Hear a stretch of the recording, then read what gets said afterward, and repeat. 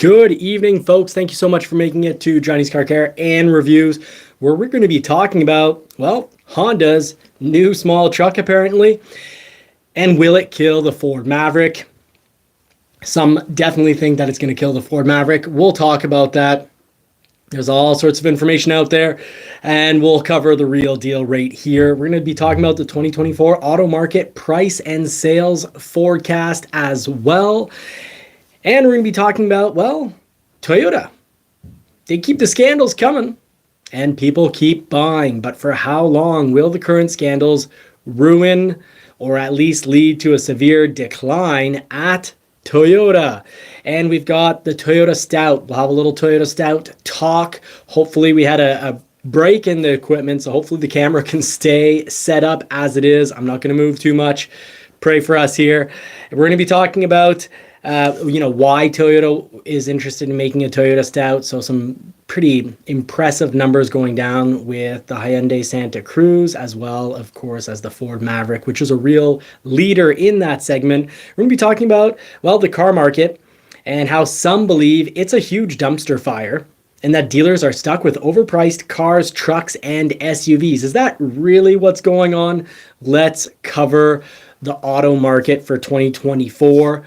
What's just passed in 2023. Let's compare it to 2024. We're also going to be talking about major problem with electric vehicles. And, well, there's only one solution. You know, people are going to be saying, my Tesla, my Mach-E, my Lightning just lost half its value. That's a major, huge problem. It's a red flag in my books, but I'll show you how to take that flag down and turn it into a green flag so that you can go ahead and buy an electric or possess, own, and drive an electric vehicle if it interests you. Maybe this is going to be reasoning for you to not buy an electric vehicle. So we'll talk about that. We're also going to be talking about Ford with an $11,000 electric vehicle. Yeah, right from Bloomberg News. So Bloomberg News asked the CFO of Ford, when are we getting our $11,000 electric vehicle? And we'll talk about that. Now, sorry if the camera's a little slanted. I almost had to cancel the show because I'm not going to ask Marie to hold the camera for, an hour of a live. But I've worked something out that's hopefully going to continue to work out. Also, some big news. Apple has dropped its multi-billion-dollar endeavor to produce, or design, really, an electric vehicle. Who's this going to benefit? It's going to benefit Tesla. Tesla's currently actually making money selling electric vehicles. Apple's out of the game.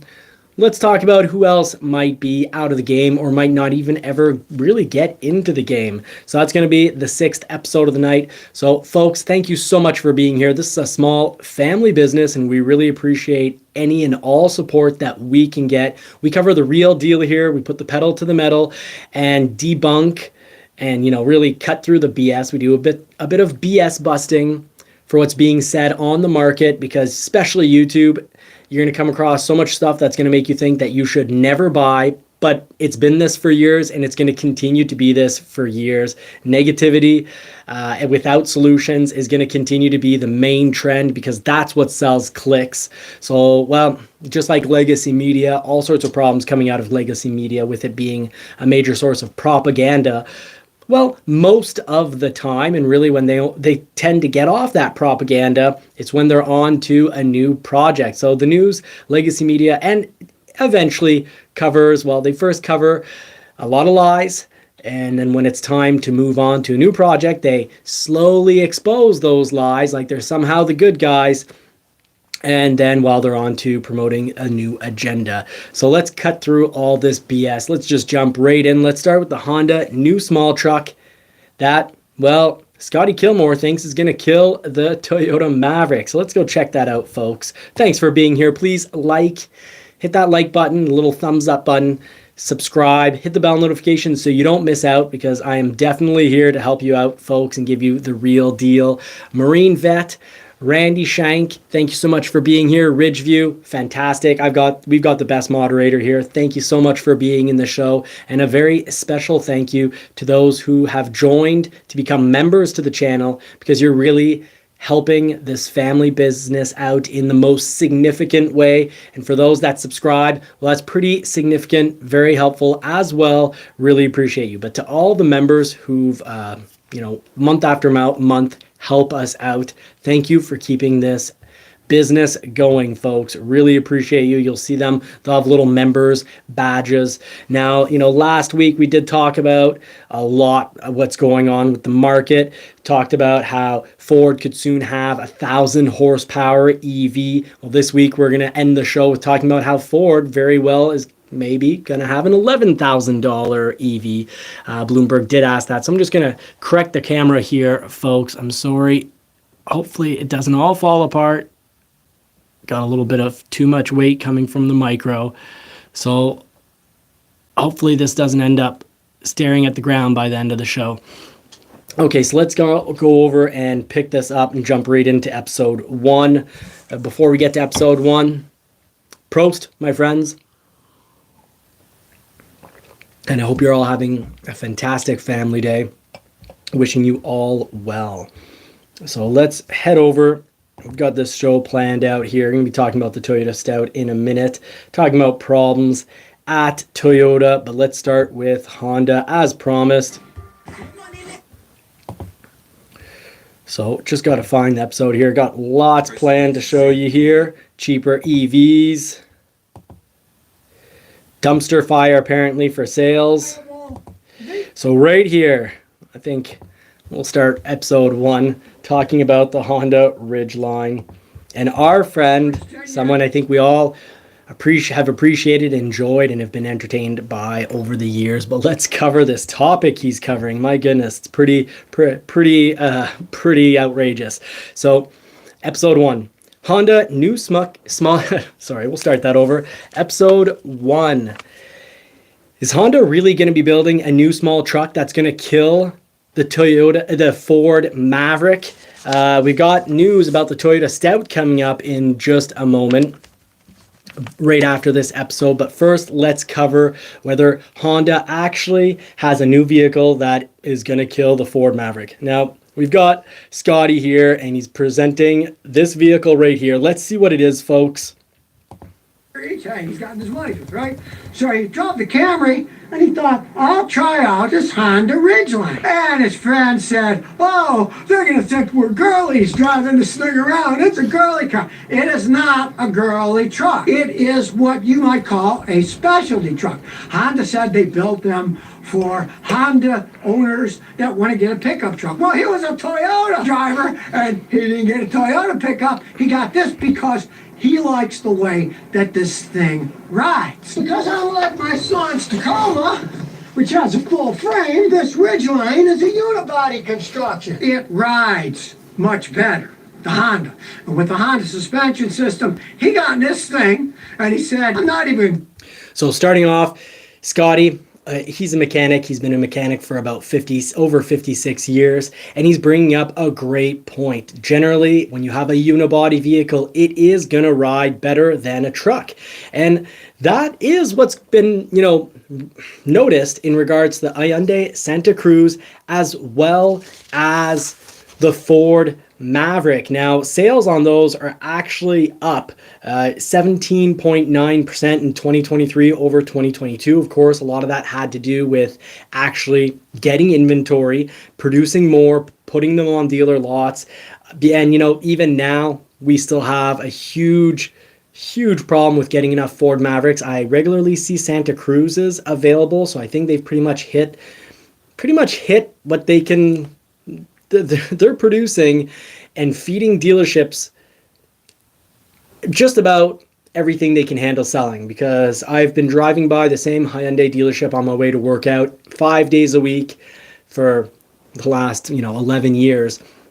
And since those Santa Cruzes have been up on the lot, they like to put one up on the top and push it, and I'll see the color change from the Santa Cruz up top about every month and a half. So they always have Santa Cruzes available. Not the first few months that they're available, but in the last 12 months, they've always had a Santa Cruz available.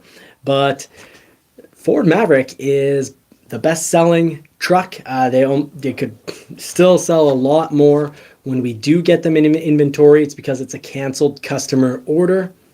And that truck's not going anywhere. We could easily sell twice as many. Last year, Ford got about 105,000 sold Ford Mavericks, and Ford could sell probably easily 200,000 Mavericks per year without them, stacking up and collecting dust on the lots. But Scotty brought up a really good point. He knows what he's talking about when it comes to mechanics.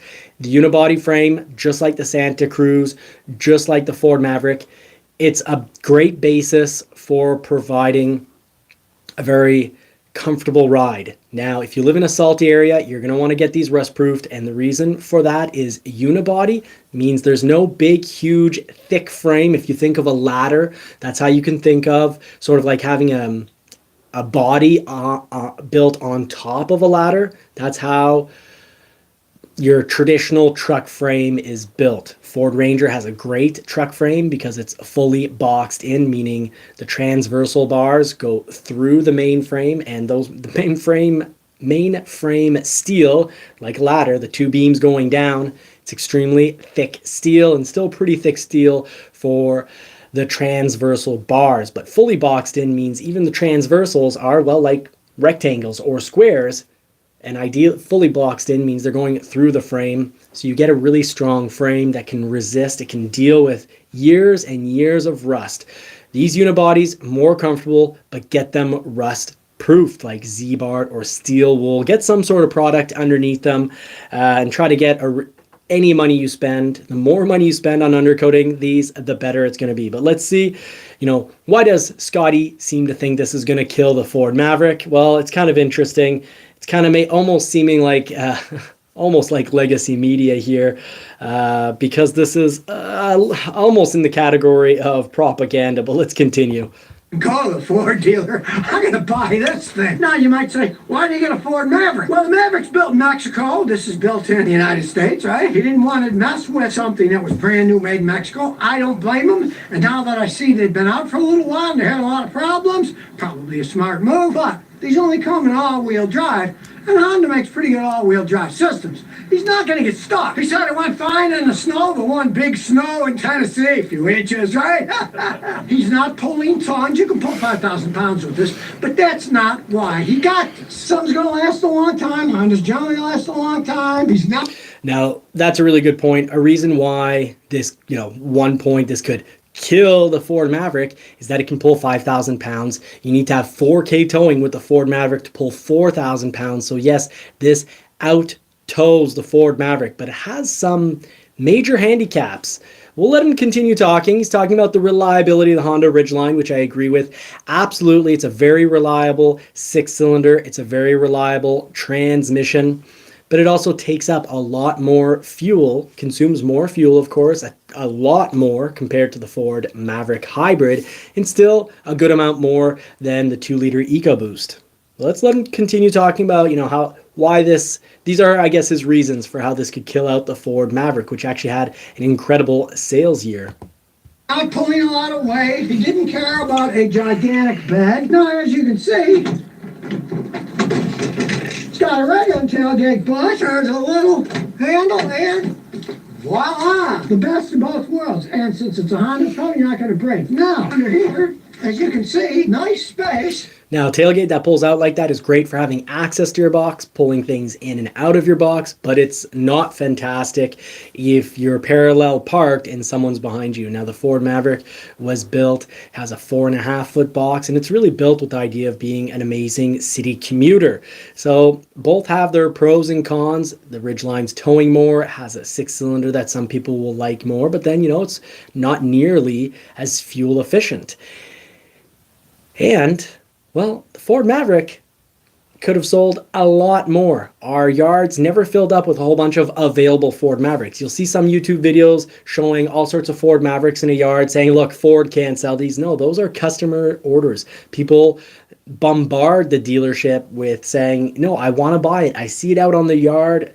I'm buying that. I'm taking it. And you'll actually see a whole bunch on the internet, because as soon as a Ford Maverick or any Ford is built at factory, generally it's going to get pushed into the dealership.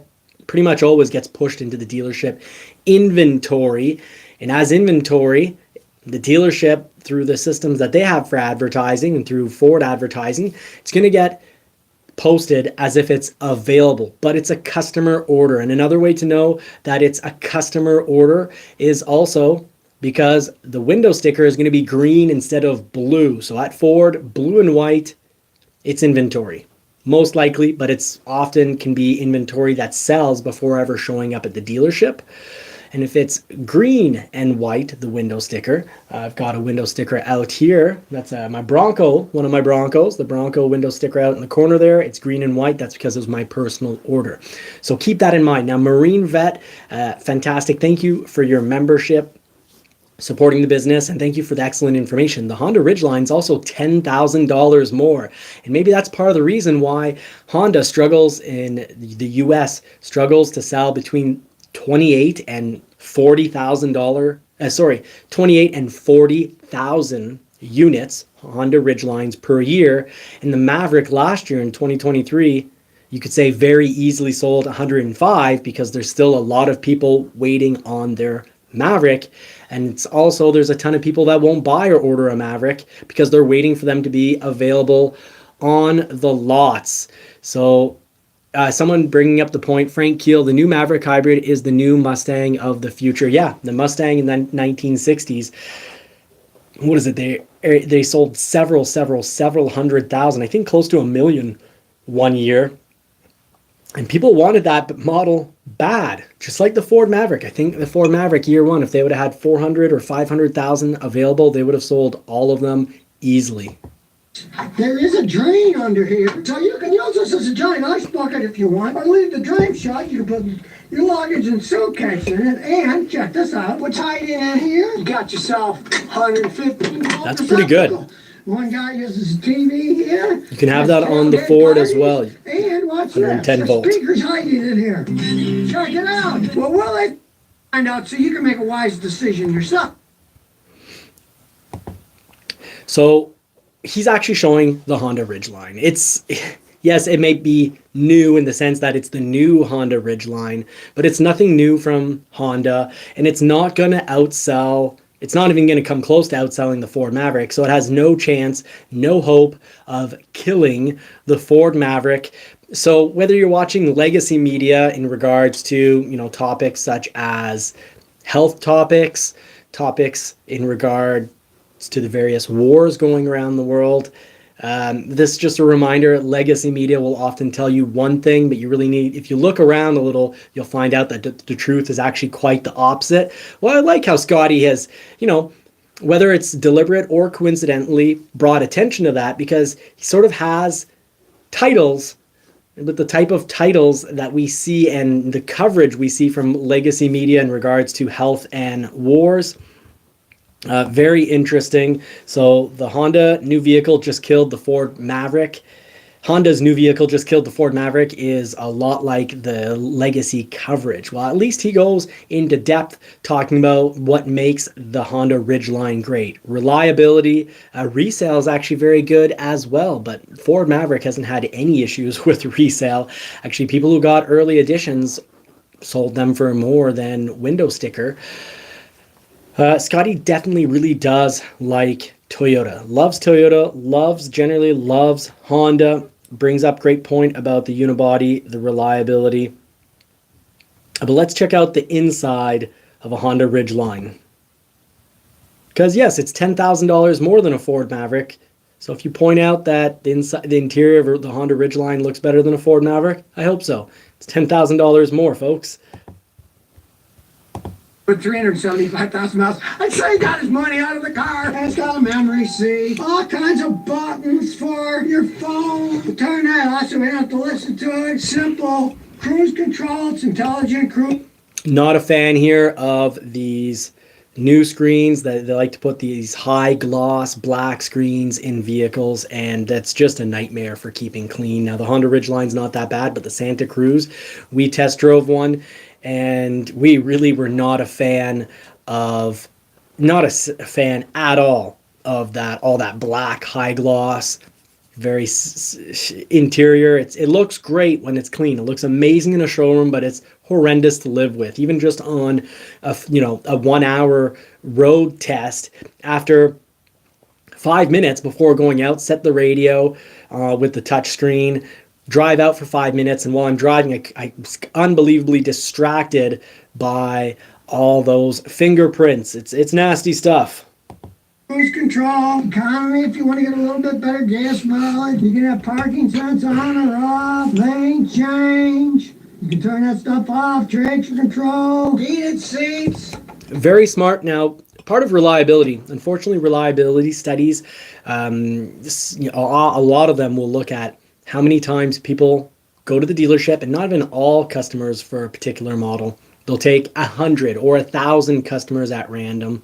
The studies I hate the most or disagree with the most only take 100 individuals, and that's not a good enough sample group. But they'll take 100 individuals and ask them, other than an oil change in your first year, how many times did you go to the dealership? And that's what they'll base their reliability on. And smart. The Honda Ridgeline is built in a very smart manner. Did you notice all those buttons? There's a button for eco. There's a button for everything. And that's going to eliminate a lot of people going to the dealership saying, for example, oh, well, the Bluetooth is broken. It's not making phone calls. So the touch screen, the phone call system is broken, when in reality, often I live with it on a weekly basis. People come in, buyers who've either bought elsewhere or at my dealership come in, say, it's broken. Can you help me out? Because they see there's a line, there's a bit of a wait at service.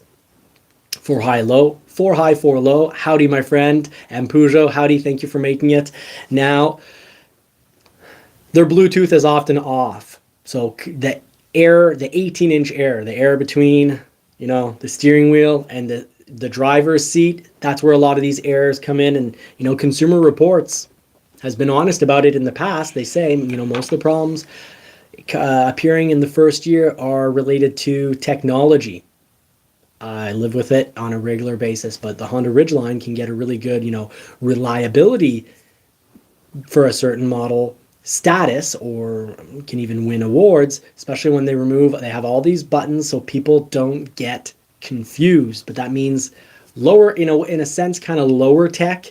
Some people like that, some people dislike it, but the reliability studies we talked about in last week's live, the reliability studies are sometimes kind of crap. I focus more on manufacturer responsibility. That's where the studies should be. And yes, Honda had the number of recalls. Their recalls affected the greatest number of people in 2023. Honda. And I'm not here to say Honda is unreliable and crap. That would make me a regular journalist.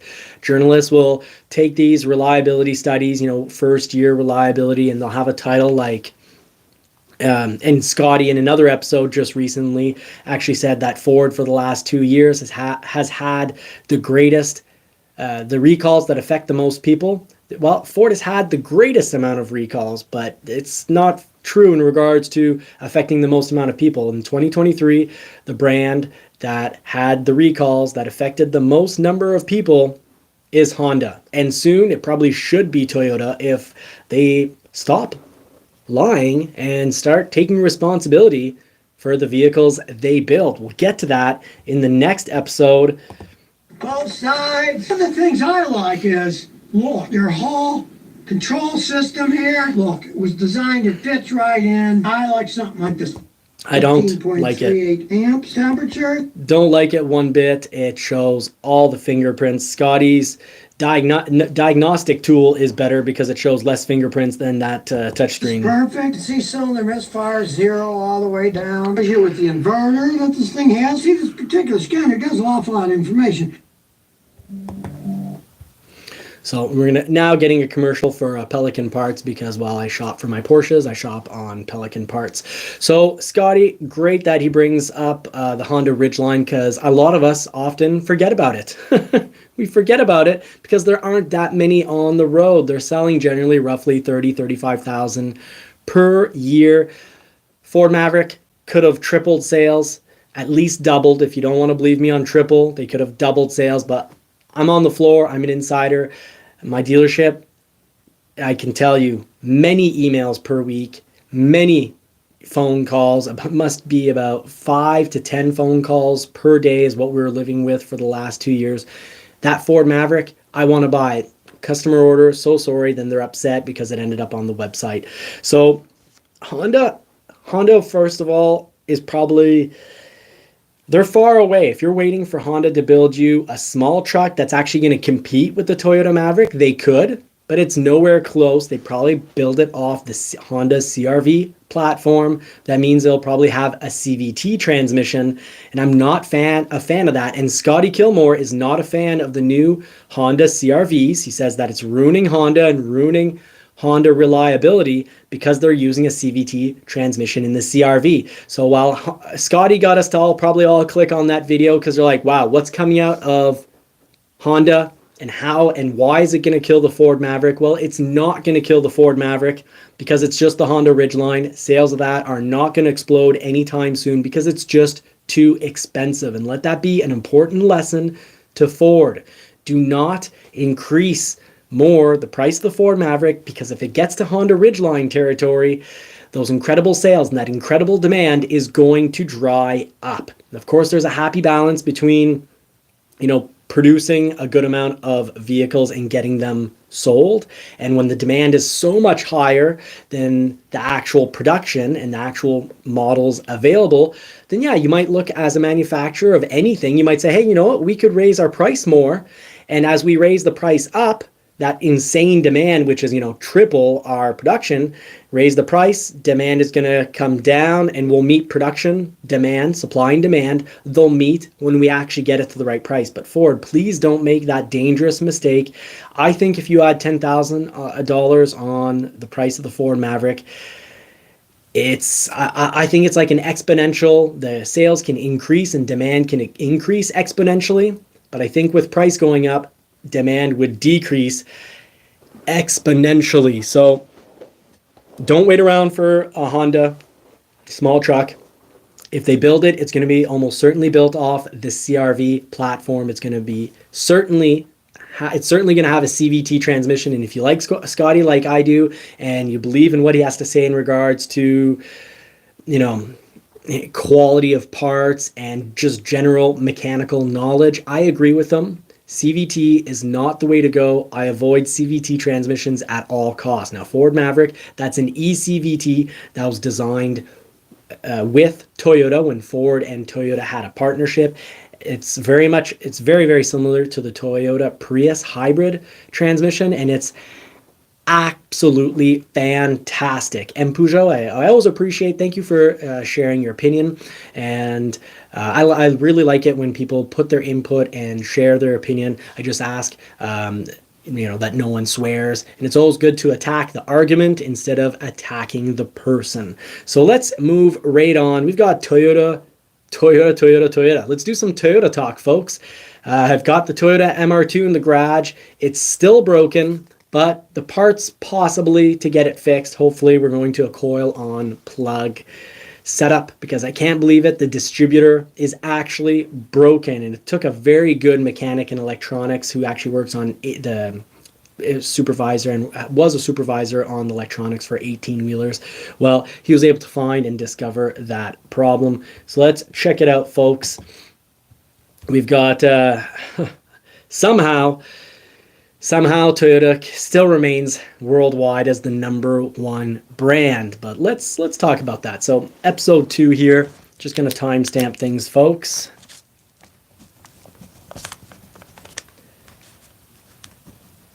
So episode 2, we're talking about how Toyota keeps the scandals coming, but buyers keep buying. But for how long? How long can Toyota continue to have scandal after scandal, problem after problem, and get caught lying to buyers for buyers to continue buying those lies and buying those vehicles? Because right now Toyota does remain #1. And yes, the list of problems are seriously growing. And I know for the big three American companies who had very reliable, amazing vehicles in the 40s, 50s, and 60s had more and more issues across the 70s, 80s, 90s, and early 2000s. And Toyota got unbelievably reliable. They were crap at first back in the 60s, but Toyota became very reliable throughout the very late 60s, the 70s, the 80s. And in the 80s and 90s, they were building vehicles with motors and transmissions that could do 500,000 kilometers. So, 350, even sometimes 400,000 miles. And that's absolutely wild for those decades, because I could remember in the early 90s, American brands, generally you figured, well, I'll probably get about 150,000 miles out of the transmission or out of the motor. So many of the models seem to always have an issue with either the motor or the transmission, making it hard to keep the vehicle for a very lengthy period of time if you do a lot of mileage yearly. But let's talk about Toyota's problems. While Toyota had some amazing decades for reliability, the 80s, 90s, and early 2000s, all the 2000s really, unbelievably impressive. But then in 2009, they had their scandal with the gas pedal sticking down to the floor. At first, they tried to deny everything. Then they blamed it on the pedal, the accelerator pedal, getting caught up on people's added aftermarket floor mats. And then, it was really discovered the problem really was theirs and they were not being very responsible. Well, not a whole lot has changed. That seems to be their modus operandi, because they are still functioning in that way. So we got CNN Business News right here saying, with the title, Toyota remains world number one, but its list of problems is growing. Thank you, Michelle Toe, for covering this. When Ford has the most recalls, all the journalists don't even point out, hey, Ford is taking responsibility for what they built. The complete opposite if you have a 1999 to 2000, including 2008 Porsche 911 IMS bearing is complete crap. To this day, Porsche still won't, do a recall on that or a bulletin. But hey, it's good when the auto market, when the news don't just pick on the American companies because it gets them clicks. It's actually nice when they spread some of the negativity around, especially when it's well-deserved, and it is well-deserved in this case. So they're talking about how the Japanese manufacturer said Tuesday it had sold a record of 11.2 million vehicles worldwide in 2023, including its Daihatsu and Hino lineups. That represented an increase of 7.2% versus the year before, which is kind of wild because, they've been having troubles, a good amount of troubles. First of all, last year they got caught sending vehicles to, and they were kind of getting questioned about this, and they didn't fix they knew there was a problem, they didn't fix the problem, and they're deliberately sending vehicles for the crash tests to get crash tested, and they were putting different model airbags in them because they knew their standard airbags were hot garbage that might not even deploy in an accident. They could deploy in a dangerous manner, but more importantly, they have the fault of not deploying. So they deliberately sent to get tested for crash testing vehicles with a different model number for those airbags. Now, how did they not get caught earlier? Well, it's because there's a lot of trust. In Japanese culture, it's incredible. People generally behave extremely well. They have this incredible sense of civic virtue, civic duty, doing what's right, not for yourself first, but for society. So of course, we're all trying to seek happiness, seek health and wealth. So we all have our individual goals, but in Japanese society, your individual goals it's unethical if it's causing problems for other people. So they're very ethical. They're very good for communal living. So there's this high level of trust. And it also means that Toyota factories just weren't getting checked. But just recently, the police actually went into a Toyota factory to actually start inspecting things and find out what the heck is going on, because this airbag scandal isn't the only scandal going on here. So let's talk a little bit about that. Toyota announced it would suspend shipments of certain models after finding irregularities in certification tests for diesel engines developed by its affiliate Toyota Industries. Overall, 10 models use the affected engines globally, including the Land Cruiser 300 SUV and Hiace van, the Land Cruiser, the 300 SUV, the Hiace van. According to Toyota, just essentially, if it has a diesel in it and it's a Toyota, there's a chance that they were cheating the pollution tests. So they're not going to get shipped. And this isn't the first time that they've had this problem. So this came just only a month after the Daihatsu scandal, which was all about, cheating safety tests. So this is a pretty big deal. Now Toyota is going to be facing more and more competition. Volkswagen, generally Toyota, Volkswagen, they're always vying to be number one. You're going to have BYD coming up, a Chinese company making vehicles. That's going to start causing problems for everyone. And of course, there's Tesla. Now, BYD is actually, glad that CNN Business is pointing this out. BYD has become the latest example of a company to see its bottom line affected. On Monday, the Chinese electric automaker said in a stock exchange filing that its net income likely rose by up to 86.5% in 2023 compared to the previous year. So yes, slowly, more and more companies are going to start becoming more profitable in regards to electric vehicles, meaning there will be space for electric vehicle prices to come down. And that's why Toyota, who hasn't invested all that much in pure electric vehicles, they have their BYZ4 whatever X, can't ever, too many weird letters finishing BZ XY or YX for whatever. I think it's the worst name in automotive history in my recollection.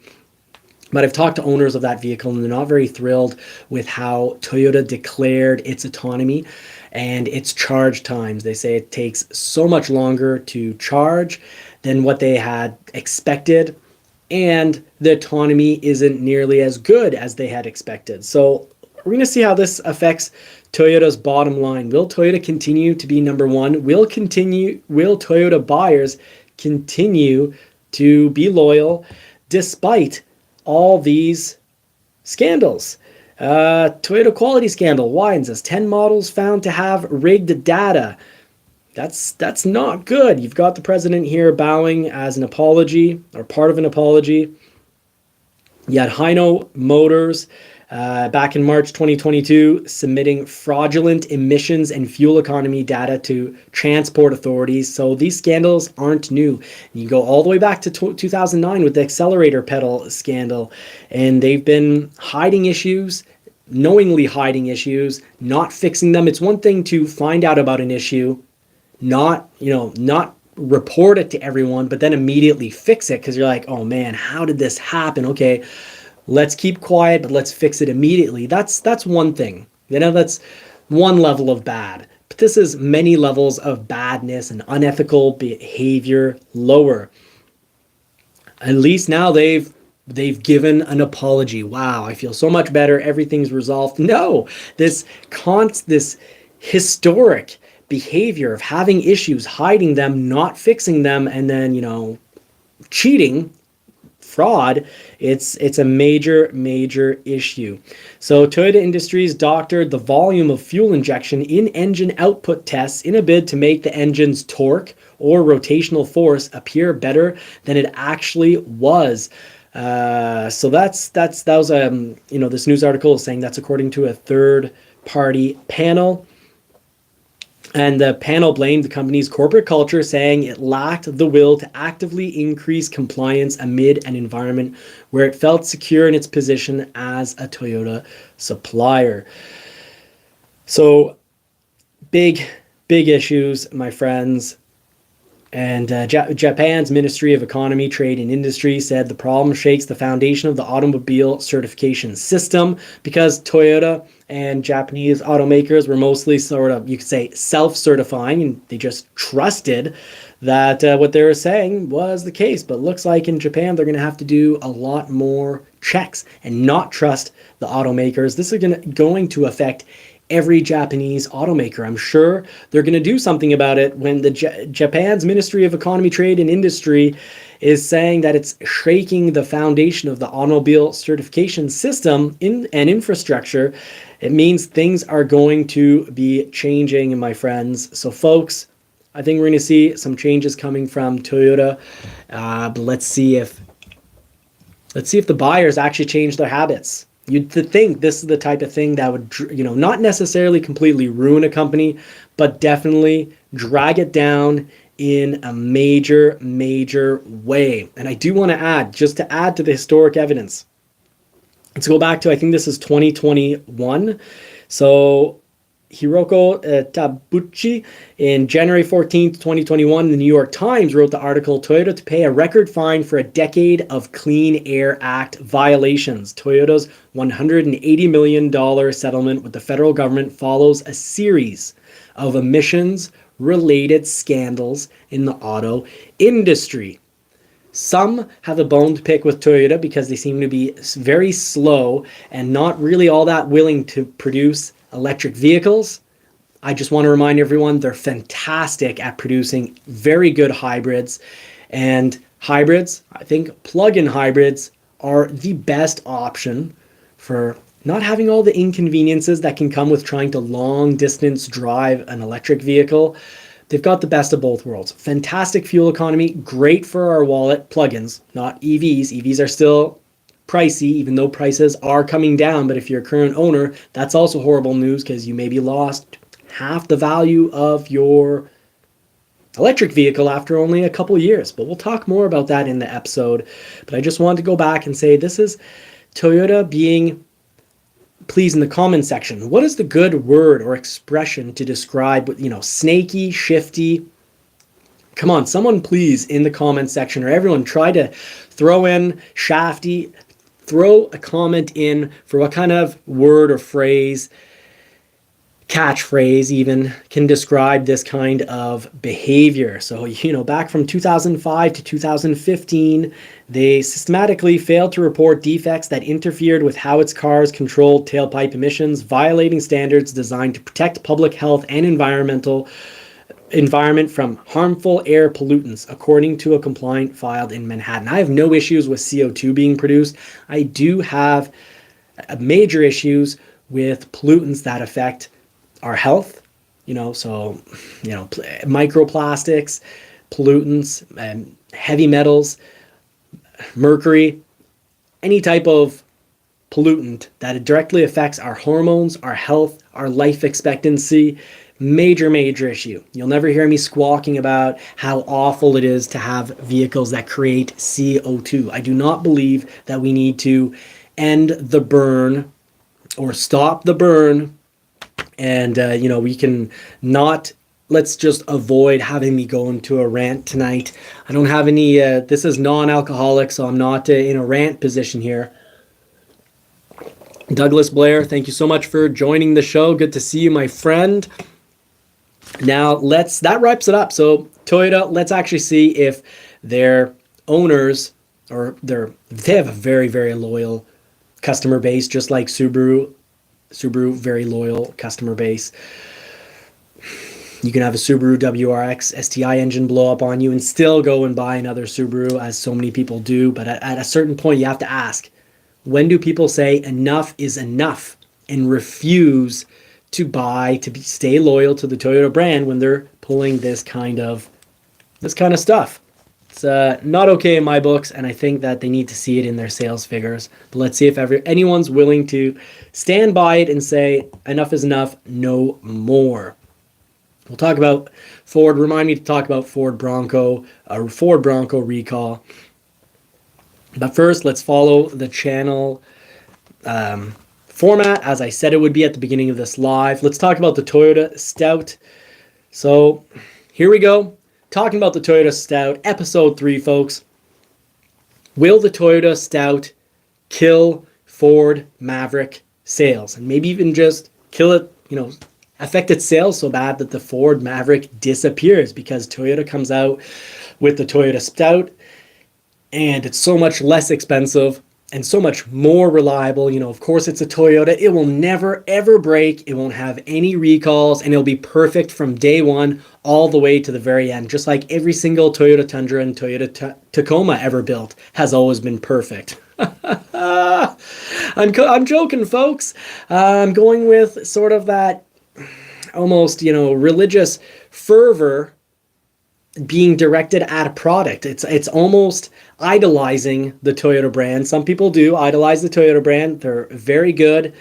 They have a lot of pros, but like everything, nothing's perfect, and they also have their cons. So if you're watching this as a live, you just finished hearing about how Toyota keeps the scandals going, and their fervent Toyota religion buyers just keep buying, and they stay number one in the world despite decades, now you could say over a decade, of wrongdoing, of putting people in very dangerous situations, accelerator pedals that stick that they want to deny, airbags that don't go off that they deliberately cheat the tests to avoid. But the Toyota Stout, nonetheless, probably overall will be pretty darn good. So let's actually talk about the good and the bad. The good, the bad, and the ugly. I think I already talked about the ugly to what we could see with the Toyota Stout, but I'll add a little bit more. New products, no matter who makes them, there is an increased chance that Toyota will make a new product and it will be near perfect, very good. But they could also get it wrong. So let's not just automatically think it's going to be pure perfection. There are years of Toyota Tundras where you could have your vehicle completely scrapped because the frame was of poor quality and it could rust out, bend, and just get destroyed. Sort of like certain Dodge Rams, if you put too much weight in the box, you could destroy the frame. I've seen 2 in 2023 as trade-ins. And I mean, we must have evaluated maybe 100 Ram 1500s, and 2 of them had frames that were damaged and needed new frames. And we're not talking about 20-year-old vehicles. We're talking about 3 to 6-year-old vehicles. Not great. Now the Toyota Stout likely will be very good. We'll talk about what we'll likely see as an engine out of it. TFL, I think these guys are absolutely fantastic. I think they are in the top 3 best automobile journalists on the market, and I certainly find them both very informative and extremely entertaining. So let's cover some of the points they talk about. I'm also an insider, but more for the automobile world, but really more focused and getting inside information in regard to Ford. But I can see how, Ford and Toyota have worked together in the past before. I've been following the industry for years, so we'll talk about powertrains. We'll talk about a little bit about pricing and whether I think this will actually kill the Ford Maverick. So the Toyota Stout, probably very much like the Toyota Tacoma, which even in its certain new generations have had issues. It's had issues with originally with when it first came out with its most recent 6-cylinder engine, which is no longer part of the lineup now for the new 2024 model. But there are issues. There are a few issues with transmissions as well. Even Toyota Corollas had a few transmission issues. But the Toyota Stout, you may or may not want to get the first models that come out, and probably production could start as early as 2025, according to TFL. And that would make sense because Toyota isn't the type to rush something. So I remember when the Ford Maverick had been revealed, and 3 months after it being revealed, the very first ones showed up on lots. And once 6 months had passed of Ford Mavericks showing up on lots, you had a lot of people saying, hey, I didn't instantly get my Ford Maverick. Well, I bet I can get a Toyota Stout sooner, because some YouTube channels were talking about, hey, wait for a Toyota Stout. It's going to be here soon. And I was saying it's not going to get here soon. And the main reason is Toyota's very responsible. They aim for reliability. They make mistakes like everyone, as we talked about in the last episode of this live. It's wrong when they try to cover it up, but initially they are very, very focused on reliability, and overall their reliability is very good. They're not going to turn around and make a truck in the over the course of 1 year or 6 months. And there's going to be a big demand for these. You're going to have to, from reveal day, if you want a Toyota Stout, you're going to have to put a deposit on one at the reveal. They're not going to be in inventory for a while because the Toyota Stout is going to be in extremely high demand, meaning for early adopters are going to get their hands on these, resellers are going to get their hands on these, because yes, it likely will be an affordable truck, and there's a good sales case for this because Ford and Hyundai have been making money with their small trucks, the Santa Cruz and the Ford Maverick. And actually, we can read right here, the Ford Maverick and Hyundai Santa Cruz continue to grow. Their combined sales increased by 17.9% in 2023 over 2022. And Ford Maverick sales were only hampered by the lack of Ford Mavericks. I can tell you, I'm an insider. I've seen the demand for these. Had we had more hybrids on the lot, Ford could have sold 300,000. Instead, they sold about 105,000 in 2023, but I believe they could have easily have sold 3 times as much without having very much buildup of inventory like we've seen for the Ford F-150 Lightning and Ford Mach-E, both of which are actually starting to come down in inventory. They've had extremely high inventory. Dealers have been very tired of paying a lot of interest on these vehicles that haven't been selling as fast as they would like, but they're now really starting to move extremely well because of major price cuts. But speaking of price, Toyota Stout will likely have a price. I'd say one of two things will happen. It's either going to come in with very similar stats to a Ford Maverick and be right in the ballpark of a Ford Maverick, maybe only maybe $1,000 to $3,000 more, and offer essentially the same size box. If it comes with a bigger box, it's going to actually compete more so with sort of in between the Honda Ridgeline and the Ford Maverick. So we all know the Honda Ridgeline is $10,000 more than a Ford Maverick. Could very well see this coming in being right in between the pricing of the two, maybe as much as a Honda Ridgeline, but then they're getting awfully close to their Toyota Tacoma pricing. Now, it will likely have a 4-cylinder hybrid as its only available option powertrain, just the same in the same manner that the new Tacoma uses the hot 4-cylinder hybrid off the Lexus SUV. But it won't be the 4-cylinder. It'll be a less powerful 4-cylinder. They're not going to want to kill they're not going to want to lose sales from the Tacoma. The Tacoma, they sell about 200,000 of them per year, and there's no way Toyota is going. That's bread and butter right there at Toyota. They are the leader, the big boss when it comes to mid-size trucks. They're not going to want to kill their mid-size truck sales. It makes them a good amount of money. So this thing needs to be smaller than the Tacoma. And for Toyota's sake, probably either the same size as the Ford Maverick or size-wise in between the Honda Ridgeline and in between the Ford Maverick. And even motor-wise, it'll be very similar as the Ford Maverick. It will not be a 6-cylinder, so don't wait for a Toyota Stout expecting a 4-cylinder. That's going to be a 6-cylinder. It's going to be a 4-cylinder. It's going to be a hybrid. Could come, I think it's going to be a traditional hybrid. It could come in as a plug-in. That would surprise me, maybe later on, Gen 2 or as a refresh. And TFL is saying it could even come in as an electric vehicle. If it does, expect about $39,000. I'd say TFL, with everything that's going on with electric vehicle prices being so up and down and wonky these days, I'm not willing to talk price if it's electrical. But if it is gas-powered, do expect it to be priced in between the Ford Maverick and the Honda Ridgeline, or as expensive as the Honda Ridgeline. But like I said, they don't want to take sales away from their Tacoma. It's their bread and butter. It makes them a ton of money. It's very profitable. Now, TFL is saying that they're even saying it's hard to talk about electric pricing when Toyota's working on a solid state battery.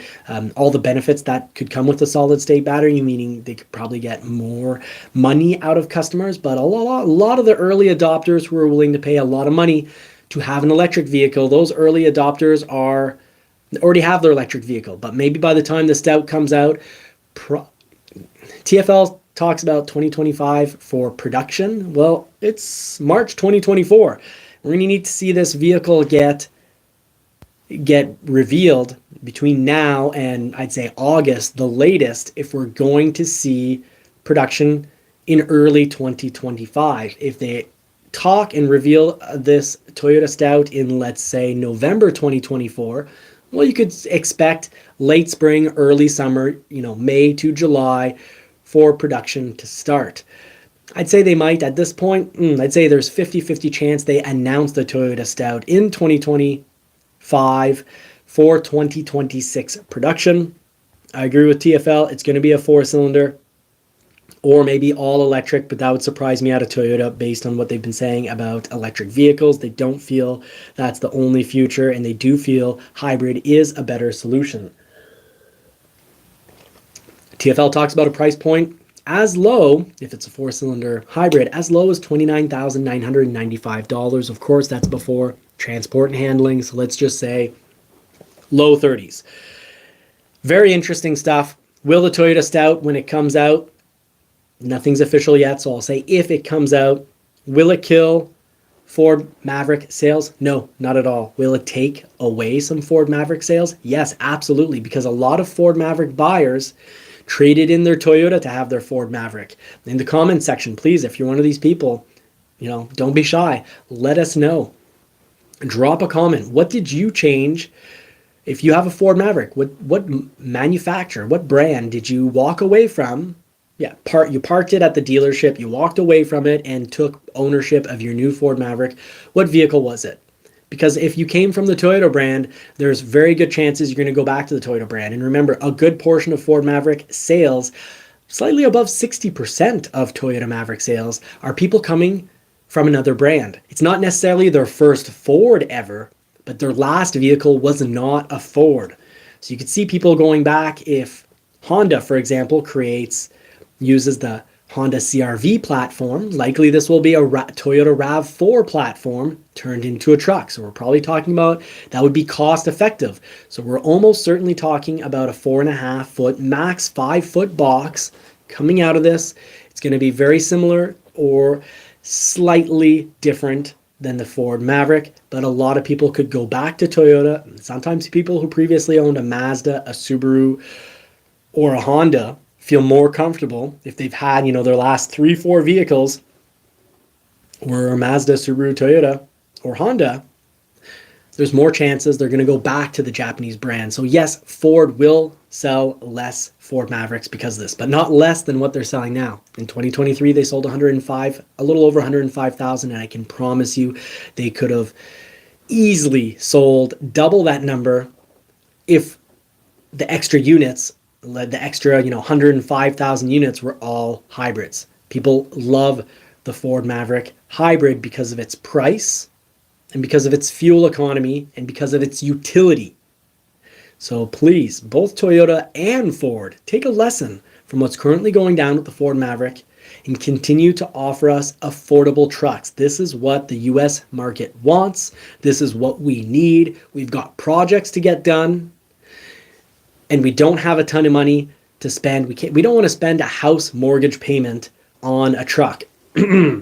My Ford F-150 Lightning, for example, and this is why Ford F-150 Lightnings, if they're a Lariat or a Platinum, now that the early adopters have taken possession of their Lightnings, this is why they sit around on lots longer. But of course, Ford, pretty smart. They've lowered interest rates. They've lowered prices, and this is actually getting Lightnings to start to move decently, and the pace in which Ford Mustang Mach-E's have sold since they decreased the price here in Canada by $5,000.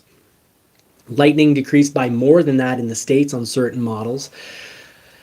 The sales have been incredible. We had, let's say we have roughly a dealership with 300 units of new, while we have more units of new than we have probably ever had.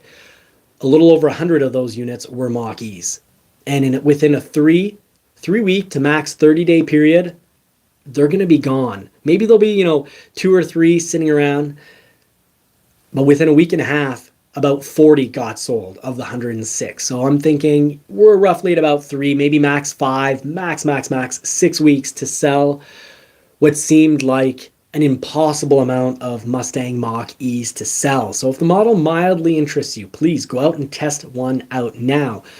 Toyota Stout, we're not going to be able to test it for quite a while. You're going to want to pre-order one of these. Then when it comes in, make sure your deposit's reimbursable. Get them to sign that you can get your deposit reimbursed if you don't like how it drives once your model comes in. But order a Toyota Stout real early. Don't put more than a $500 deposit on it in case the dealership does play dirty and doesn't want to give you back your deposit. And then test drive the vehicle when it comes in, because it's going to be sold out for a good amount of time, especially considering Toyota production starts out very slow because they want to get it right as possible, and slowly they increase production. It's part of their secret sauce to reliability. So that's all the Toyota Stout information I can give you right now. I can tell you, look at the Toyota RAV4. If you like the Toyota RAV4, how it drives, its acceleration, its engine choice, go drive a hybrid Toyota RAV4. And if you like it, get ready to put a deposit on one of these. If you don't like it, well, guess what? The new Toyota Stout is going to drive in a very similar manner to the RAV4. It's going to have a unibody frame underneath. Sorry, it's not a frame. It's a unibody coquille, I guess, in French. Platform. There we go. There's that English word. It's going to have the Toyota RAV4's platform, meaning it's going to be unibody. It's going to drive like an SUV, a lot like how the Toyota Maverick, the Ford Maverick, before anyone could test drive them, I said, go out and test drive a Ford Escape. It's the same platform.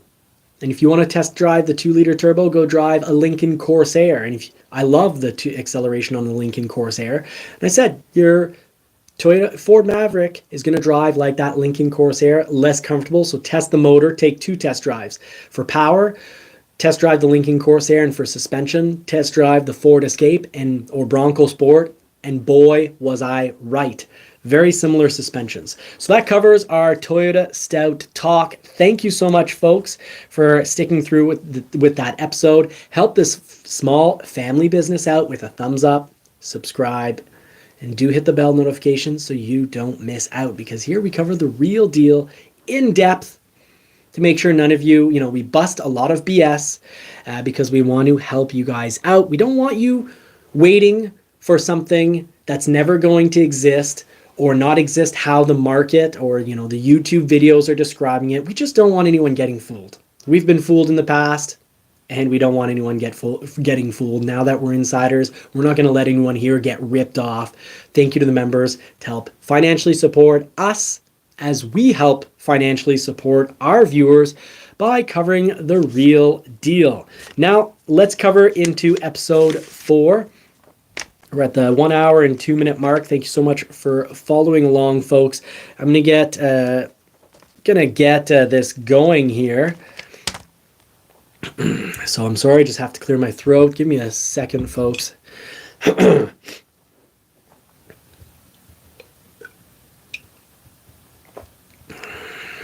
going to pull out what we need to pull out to get this next episode up and running. Mark it up here. All right, folks, let's cover this. Is the car market? This is kind of a big topic, and I got to cover this. Lots of great points made in this video, so let's just put the pedal to the metal and jump right in. Is the car market currently in a huge dumpster fire?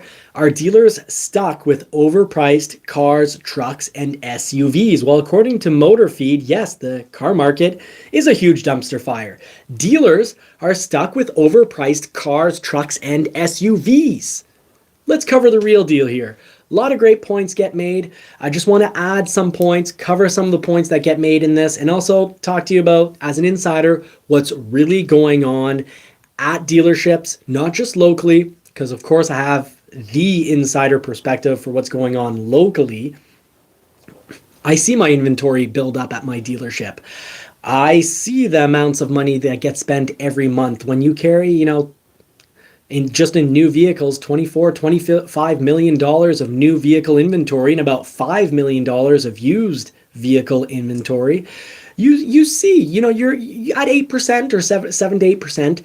You see that dealers are going to be paying sometimes $75,000 per month in interest, or maybe an inventory more like mine, $150,000, $160,000 in interest, and maybe dealers that are 4 times bigger are paying. Let's do the math. Some dealers are going to be paying $300,000 to even $600,000 in interest.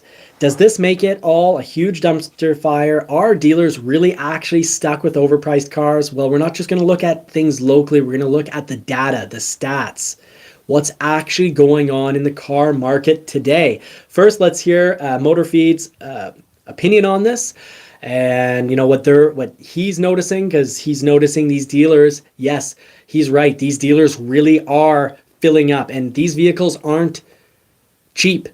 If you go back, if you bought your last vehicle in 2022, and you look at prices of vehicles now, no matter what the brand, would prefer, I'm happy in his title he didn't just single out 1, 2, or 3 brands, because this is true of Toyota as well. It's true of Honda. You look at 2012 to today, prices have basically doubled on vehicles. But does this mean they're, not selling at all, and we just have to wait and these prices are going to come way down? Let's listen in.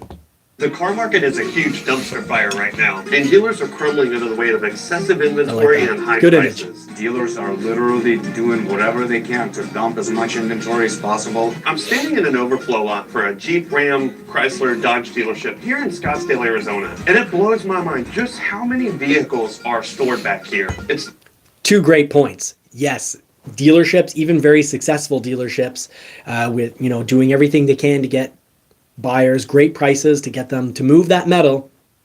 We have 2 overflow lots. We're now paying rent on 2 overflow lots. And yes, we're a smart dealer. So, during the last 3 years, we were never pricing vehicles $5,000, $10,000, $15,000, $30,000. Case of a few Lightnings, $50,000 over a window sticker. We didn't do that crap. So now we were able to get a ton of inventory, because Ford is like, hey, you guys play by the books. What do you want? Let's open up our book. What do you want to shop? What do you want to have? And of course, it helps get those specialty items. If you take a lot of, let's say, Ford offers you, for example, an excessive amount of Mustang Mach-E's. Well, if you take a whole lot of Mustang Mach-E's, well, then you might get some pretty cool other models, like a beautiful selection of Ford Broncos, and so on and so forth. Now, another great point that is being made by Motor Feed. They quickly interviewed that reporter, a little segment of a chat with a sales individual. Yes, dealers generally should be willing to make deals to move metal. But that's actually part of the reason why more vehicles are being sold right now than they were a year ago. And I'll get to the data that proves that in just a moment. Actually, I can probably switch right into that right here. So we've got that not far off here. And generally, sales from 2023 have gone up. That's an up motion, more sales. So year to date, sales in the millions, and from January 2023 all the way until December, sales are not horrible. Overall, January 2023 versus January 2024, sales are up, folks. They're predicting 15.2 million vehicles to get sold for 2024. So just ever so slightly more than 2023 likely. So it's going to be a very similar year to what 2023 was. If there is an increase, it's going to be slight. Now, Kelley Blue Book as well as Cox Automotive are great places. Hopefully I don't get in trouble with YouTube for saying that. But here, slow growth and no recession. So slow growth doesn't mean a recession in sales. It doesn't mean a drop in sales. Very slow growth. So straight from Kelley Blue Book, let's quote, "The U.S. economy will avoid a recession and move forward with slow, constrained growth," Smoke says. So just to point out, automakers are a lot like the Fed. the Fed plays around with interest rates to control the market, to control inflation, to control job creation, to, when they have to, slow down the stock market for the purposes of, inflation, job creation, and whatnot. Now, the Fed is keeping interest rates high, but lenders have begun to let them come down slowly. That, combined with elevated but declining inflation, will continue to limit consumer spending and slow job and income growth, he explains. So this is an economist. Yeah, the Fed has, what is it, roughly 50% chance that there's an interest rate cut in June. If not in June, there's about an 80% interest rate cut for the month of July. We do expect, according to the Fed, they're saying there should be roughly 3 interest rates cut in 2024, but they've said it very clearly, not at the beginning of 2024. Now, a lot of people in the stock market, such as myself, bet against that and thought an interest rate would come as early as March, but I forgot that the Fed is using information that is heavily influenced, such as rents, heavily influenced by data and information that is generally about 6 and more like 12 months behind. So when I thought that we would see, as early as January 2024 for a rate cut, well, probably 6 months later, max a year. So we're probably going to start seeing these around July. So that's when I'll get back into pumping money into TMF stock. Usually ideally 3 months prior to that drop. So I'll do it about 3 months prior to July. But this is going to be, according to Kelly Blue Book, this is going to be, the seller's market is at an end. Well, here and locally, it's already been at an end for about 4-5 months. Since about October, there's been this shift from being a seller's market, and really it never was as much of a seller's market as in the United States, because we didn't have nearly as much of this over MSRP wildness. But it's going to become a buyer's market, and we've already seen it. The Ford F-150 Lightning cut prices. Almost all the electric vehicles have dropped prices. Lightning and Ford Mustang Mach-E have slashed pricing, slash interest rates, while Ford and all those automakers, Toyota, Hyundai, Kia, Mercedes, BMW, Dodge, Chrysler, GM, Chevrolet, everyone is lending at roughly 7 to 8%. However, Ford right now on the Lightning and the Mach-E, on the Mach-E in Canada, they're offering 0.99% interest rating. You can get 0% interest rating on an F-150. They're bringing down prices dramatically, making this more of a buyer's market. This is becoming a good time to buy. I covered it, 2 weeks ago, saying now is starting to become the time to buy. Will prices, let's compare that though to what we have here. Very different. Motor Feed I'm kind of getting the impression that Motor Feed is saying that prices are still insane. I got to argue with that. No, prices have come down thousands and thousands of dollars. You think of the Mach-E, $5,000 reduction and 3-4% interest reduction. Overall, it's more than a $10,000 decline in price. F-150s have declined by, I'd say, almost $10,000, and the price increase for 24 isn't that huge. Now, I'd more get a deal on a remaining 2023 F-150, but that's just me. I think that's the way to save thousands. Now, they're saying it's a huge dumpster fire in that dealers are stuck with overpriced cars. They would be stuck with overpriced cars if they were still the price they were. Dumb dealers still using and abusing and trying to get over MSRP, or MSRP when, there's a $7,000 or $5,000 discount on a model, or that there's, 0% or 0.99% financing and they won't allow you to have it. They say, no, you want that model, that beautiful truck that's out on the yard, you're going to have to pay our interest rate through a bank. You can't pay a cash. Well, you can pay a cash if you have the cash. Otherwise, we're not financing it with Ram, GM, Chevrolet, or Ford. You have to go with the bank, and we're going to put you in at 8%. Well, then, yeah, they're going to be stuck with these models. But manufacturers feel the pressure from dealers, and dealers are pushing. Dealers, I'm telling you, I don't like seeing and hearing about over $150,000 in interest payments to hold inventory in a month. So as dealers, there's a lot of dealer pressure on all the manufacturers to get inventory down. How do you get inventory down? Well, the manufacturer has to help, either with a cash rebate or better interest, or a mix of both. You know, the Ford Mustang Mach-E, when you dropped interest by 3-4% and put in a $5,000 rebate, well, for many, that's going to be a price that's going to be over $200 per month less. I remember when a premium Mach-E with an 82,000 Canadian dollars price tag was about $1,600 per month. And now they're like $800 per month. It's like half the price. It's wild. It's incredible. Not a dumpster fire situation. Had they kept prices where they were? Yes, absolutely. Tucked behind the shopping center, about a half a mile away from where the dealership actually is. And it's not the only brand struggling with an overflow of inventory and slow sales. Also, you see what they're doing right over there? They are jumping a Grand Cherokee, and the problem is when these cars... Yes, this happens. We do have to boost vehicles when they've been sitting around on the lot for 3-4 months. Often people don't even go on a road test. They sit in them, play with all the buttons, say, I don't need to drive it. I have the model, you know, I have the 2-year, 3-year, 4-year model. I drive it every day. I just want to see what the new touchscreen looks like. And even if no one even opened the doors for 3 months, then yes, the battery might need to get boosted. So true about having overflowing lots. But the inventory is coming down because manufacturers are helping dealers who have been complaining about insane interest rates on their inventory.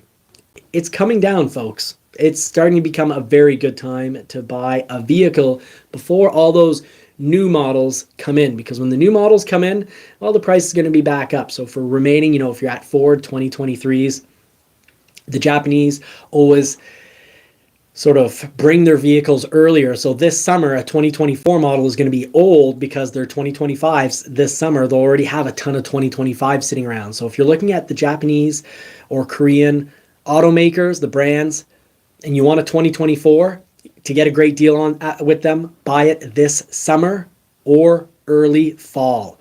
If you want an amazing price on one of the American brands, get a 2023 right now. You'll save thousands between great interest rates and rebates. Or sit for a while, things break, and batteries die. In my last video, we looked at prices in Boise, Idaho to see if there were any discounts, and some dealers had a few $1,000s off their trucks, which honestly, truck prices still need to... 20% off MSRP, that's huge, folks. That's wild. Ram, though, traditionally is always month after month, you know, before the little 3 years of BS that we all dealt with. They traditionally had 15% off month after month, either in interest rate savings or straight off the price as a rebate. But 20% off, they're really trying to move that metal. And yes, the prices have increased so much. Yes, compared from 2012 to today, pretty much every model has doubled in price. But we're not going back to those 2012 prices. And I'm sorry, folks, we're not going to get back to the 2016, 2017, 2018, or even 2019 pricing. We're going to be lucky to get somewhat close to 2021 and 2022 pricing. Because yes, 2022 to 2023 models, all the manufacturers, basically most of the manufacturers didn't touch pricing in 2020, 2021, and 2022. Inflation for those three, you know, from 2019 to 2023 was almost, 25%. The problem is they didn't adjust yearly to the inflation. All the manufacturers held back for a couple of years, and then inflation increases hit us in 2023 like driving into a wall at 100 miles per hour.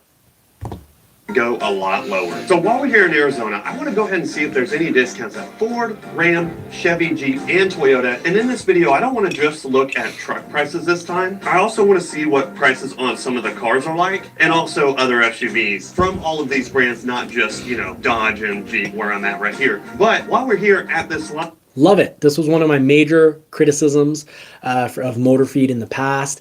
They would make a video and they'd only focus in on one brand, and it kind of felt like watching legacy media where they're just trying to push propaganda, you know, and it really bugged me. But this is fantastic. He's looking at the different brands. He's bringing up some excellent points. I gotta say, I'm starting to really like the Motor Feed channel. Really, really good points, and it's good to disagree with, you know, we have a different conclusion, but free speech is important because people need to share different data sources. Have a dialogue about it. Have a good, healthy dialogue where you don't attack the person. You just discuss different data points so you can both learn from the process. I'm learning a lot from and being reminded of a lot because he's covering, as an insider, he's covering a lot of what us insiders see going on at our dealers. Fine. Now, I want to show you something that I thought was a bit crazy as far as prices on the Jeep Wrangler goes. And I wanted to show you this right here, which is one of the most expensive Jeep Wranglers that I've seen that is not a 392 with the V8. This is basically a Sahara, but it is a 4xe, which means it's, you know, got the electric plug and you can charge it and everything like that. But the price on this is honestly kind of outrageous. Got a 2024 model year, high altitude 4xe. The MSRP is $70,455. This dealer adds window tint and whatever ZacTech is, but that brings the total to $70,900. Don't pay add-ons in these days. Make sure if you buy that you're either getting a very competitive interest rate that, you know, well, let's say the standard is 8% for a new vehicle. Make sure if you're going to pick up some new metal, no matter what the brand, make sure, Randy, I love it. I think we could probably have a 5-hour discussion on that. And Peugeot, yes, the Philippines Bronco Raptor is looking absolutely amazing. I feel it's actually worth, you know, $83,000 Canadian, but they're rare and I won't be getting one. My dealership's only probably going to get one for the year. So Motor Feed bringing up a great point here. 70,000 is a lot. So I would only tolerate that if I'm going to get near 0% interest or $7,000 to $10,000 off, or let's say 3.5% interest. When the standard is 8, you can calculate how many thousands of dollars you're saving there. At the end of the day, I want to see roughly $7,000 to $10,000 off, or 10% savings, either through the rebate or the interest rate. $103. It's basically Jeep trying to compete with AMG at this point, the Mercedes G-Wagon. But what insane. we really need to see Bad move, as far as Jeep very trying to bad be more move. luxury is this Wagoneer right here. These are getting very, very expensive. And as you can see, they've got an entire row all the way down as far as you can see right here. And these sell, but very, very... And that might actually kill Jeep because dealerships are pretty upset about this. You get these vehicles and, well, we were kind of also upset about the Mustang Mach-E because we get premium big battery, extended range batteries for, you know, 82,000 Canadian. And even though the price has been reduced down to $67,000 Canadian, we're still paying interest on that original window sticker of 82,000. So we really want to sell these.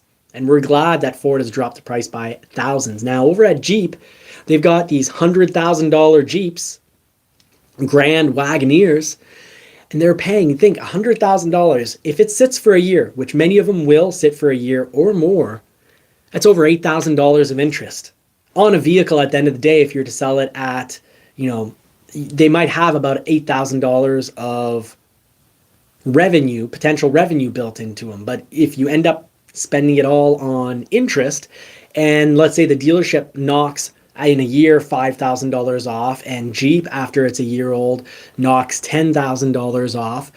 Well, if the dealership takes $5,000 to $8,000 off, pays $8,000 in interest, and of course the manufacturer helps make it move by dropping the price by $10,000 or $15,000. At the end of the day, the dealership's going to lose money. Most Wagoneers are going to lose dealerships money. I find it very weird in a neighborhood just across the forest from mine.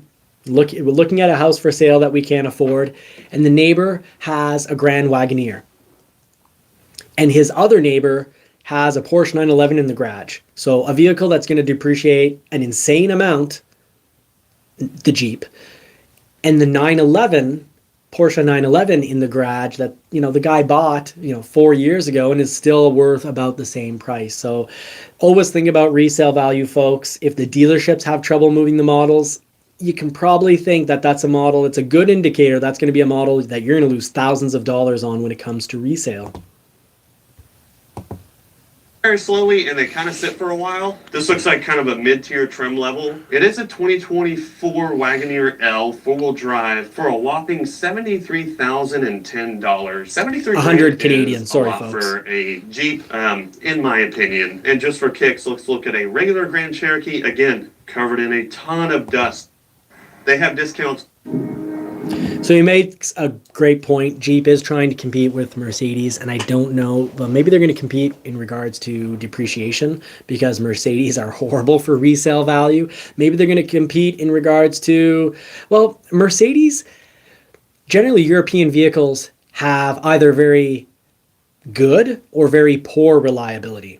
And it's because they're engineered in a manner that if you do all the maintenance, if you do all the very costly maintenance and you do it all perfectly, they're very, very reliable. Unless a sensor breaks and the sensor causes your engine to blow, which I've seen on several BMWs. I've seen them on a few Audis. And I mean, not internet readings I've done. I mean, personally, my inventory, I've seen some BMW have some major sensor faults, $8,000 worth of sensor faults. I've seen BMW engines blow because of a sensor that breaks. I've seen Audi engines that blow because of a sensor that breaks. But generally, if you do perfect maintenance and verifications and follow everything to the letter, those European vehicles, German vehicles will last a very long period of time. Whereas Japanese vehicles generally are engineered to accept abuse. So the car market was a bit of a dumpster fire. Inventories got dangerously high. Dealerships, many dealerships had to rent out or buy additional lots. We rented out 2 additional lots. It was a dumpster fire when you consider how much interest we were paying on a monthly basis. In the States and some parts, major cities in Canada, big cities in Canada, over the last few years, vehicles have sold, or dealerships refuse to sell vehicles unless they're over MSRP. Didn't give manufacturer rebates, even if you came in and you're like, look, there's this online rebate, I want the vehicle that's there, and they're just like, nope, no online manufacturer rebate, and you're going to pay thousands of dollars more. Smart dealerships realize that you sell vehicles over decades and didn't do that kind of nonsense. My dealership didn't deal with that kind of nonsense. We've been around for a little over 60 years, and we want to be around for another 60 years. But the dumpster fire, folks, is over. Prices have already come down. Will probably go down a little bit more, but the major price reductions are on last year's models, and inventory of those are starting to get pretty low. Heck, 2 months ago, I must have had about 40 to 50 302 F-150s. That's the XLT Sport model, the high package. I had about 40 to 50 of them. I've got 1 courtesy, 1 modified, and 2 non-touched, regular, not a special instance. So I've got 4 for sale, but 1's a demo and 1's been modified. So 4. That means in a month and a half, we sold about 50 of these really cool F-150s. So as time progresses, we have the models that are less popular that, so selection's really coming down. So jump on a deal now because, yeah, the deal might be better in 2 months, but then you're going to save a few $1,000s more, you're going to be needing and willing to take just about anything. And actually, inventory came down so much at Ford that you can see February programming did not get better. So you look at the interest rates and the promotions from February into March, and they didn't get better. They're the same because February's promotions, we had one of the best February sales we've ever had. I think in volume, we might have sold more than we ever have in the month of February. At Ford, the promotion was very good. And Jeep, Chrysler, Dodge, GM, Chevrolet, they're smart companies. They're all going to be if they haven't already done so, they will drop their price to drop inventory. 2023s are going to sell, except for models that are just, problematic from the start, like Wagoneers that are overpriced. So great point on MotorFeed's channel. Models that the general public, you could say, even for, Jeep fans or Ford fans, you'll have in 2-3 months models still sitting on lots but they're not going to be the models that the public wants. So think about resale and think about vehicle selection. So that covers what we needed to talk about what's going on in the car market. If you want to read more about it, you can get a really good in-depth coverage of what the car market is going to be looking like for 2024 over at Kelley Blue Book. So Kelley Blue Book, type in Google, here's what 2024 could look like for car shoppers. I agree completely. It's talking about some prices coming down. It's talking about slow growth, but no recession.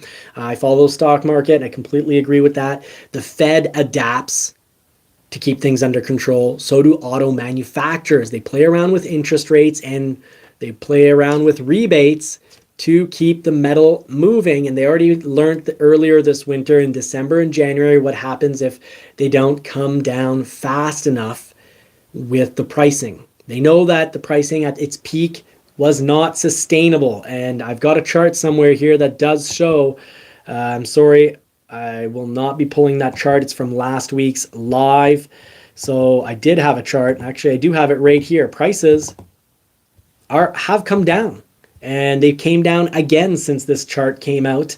So this is a chart from January. January pricing had come down. February pricing, it came down again. And now that it's March, you'll see that prices are slightly lower. More and more car companies are dropping the price. So the average vehicle of a price was $47,401. And at its peak, it was more like $50,000. So prices are coming down, folks. This is good news for buyers.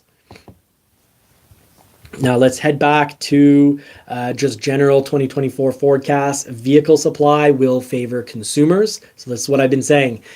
Having too much inventory and renting out these extra lots and paying crazy amounts of interest on vehicles is going to favor consumers, because dealers are going to be willing to make a deal in your favor, and the manufacturers have to. The dealers aren't taking any more. We don't want, we're at the point where if our lots are full and we've rented extra lots, and the dealer, the manufacturer, whether it's Audi, Mercedes, BMW, not much inventory at Toyota and Honda, but let's say all the Americans and a good portion of the European and Korean companies, when these manufacturers come in and say, look, we need you to take the new 2024 and 2025 models, the dealerships are going to say, no, I haven't sold my 2023s. So the manufacturer is forced to cut into their profits, drop the price, to basically give an incentive to the dealership to help them move that metal so that they will take on the new vehicles, because they have to take on those new vehicles, because it would cost them billions to not get these vehicles moving. They can't slow down production too much when they've made contracts with all these companies. So they got to produce the amount of vehicles they expected to produce. And this is going to cause prices to come down. Yes, there'll be more EVs, there'll be more EV discounts, and there'll be more EV advertising, because they've been sticking around these EVs. They've been building up on lots. And it's going to say their overall comment, I like this, normal and nice. Yes, it's going to feel more like buying a car back in 2019 without the same prices as 2019, but nonetheless much better prices than some of you saw in 2022 and 2023. So that's what's going on. So I hope that really helps you buy, hunt, and shop, find the right vehicle. Now let's move on. We've got major problems. So episode 5, folks, let's actually get a nice little thumbnail going around on, you could say, in the background. We talked about the Toyota Stout tonight. That was cool. Could look something like that. TFL looked at a prototype. You could check that out. Talk about the Ford Bronco recall. So here we go. U.S. manufacturer sales, new vehicle inventory. We can see that, you can definitely get anyone that has really high inventory, like Jaguar, Lincoln, Infiniti, Buick, Ram, Chrysler, Dodge, Audi, Mini, Jeep, Ford, Genesis, Mercedes-Benz, GMC. You're going to get deals. These companies want to make deals. So let's check it out here, folks, because there is a major problem with EVs. Scotty Kilmer seems to think Fords are crap, and we'll maybe get around to talking about that. But we've got the video right here coming up. not about the market being a dumpster fire. Sorry, folks, we'll My get big to this question here. is, when am I going to get to?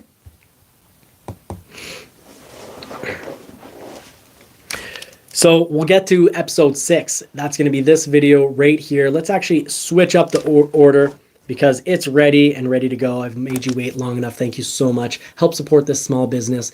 Throughout all our faults, we try to bring you great information. So sorry for the little pause there in information. Hit the thumbs up button, subscribe, and hit the bell notification. It really helps us out. But let's talk about Ford having an $11,000 electric vehicle. Is this just legacy media clickbait? Legacy media being desperate because people more and more are tired of their propaganda or near propaganda. They're very slow to tell the truth, and sometimes they mislead us horribly. But let's see what's going on. Bloomberg television. I do like Bloomberg here for business. But let's see as they talk with Ford's CFO about an $11,000 electric vehicle. When am I going to get to buy an $11,000 EV from Ford? Well, it's coming. When? Well, I think you'll have to wait a few more years, but one of the advantages we have is we've been out with our first generation vehicles now for up to 3 years. We've been developing our second generation of vehicles, which is a whole new breakthrough.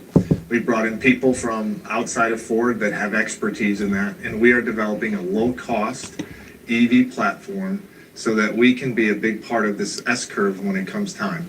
And that is, I think, coming in a couple years from now, and I think it's going to be a big inflection point for the industry when more affordable EVs come online.